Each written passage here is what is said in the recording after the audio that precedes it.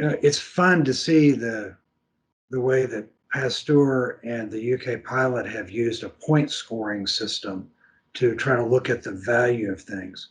And I think Pasteur is really cool because it lays out some ideas for features that you as a developer could choose to pursue with your project. And, Kevin and I thought in 2015 and published in 2016 a paper where we laid out an early version of this idea, if you will. And the idea behind this model was that we wanted to allow the developer to be able to do some math way back at the beginning. You've just got the earliest steps in drug discovery. You've got a hit or a lead, and the product that's going to go in demand is 3 or 4 years later, and the registration's not for another 8 or 10 years.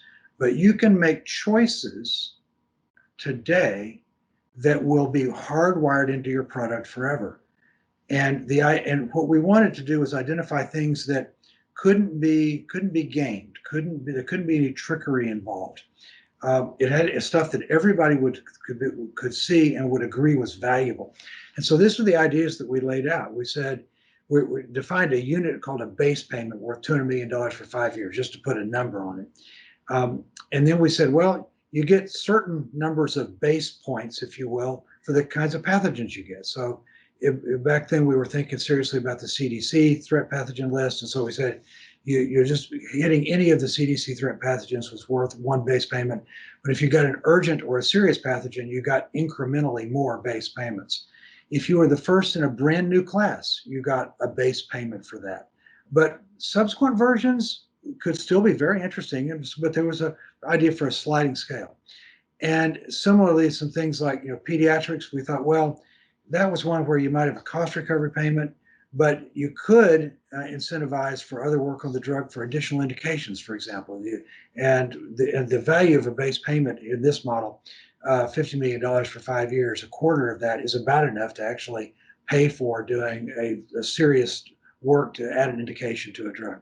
And then oral dosage. And so if you look at the next slide, the idea is that you could, as a developer, say, well, actually what I'm going to pursue is something that's oral, and it's going to be a completely novel class, and I'm going to get a CDC serious pathogen, an urgent pathogen, and just one of the standard threat pathogens, and that collectively is going to be worth 3.75 base points per year for 5 years. A substantial amount of money that I can predict that I would get if I hit my target.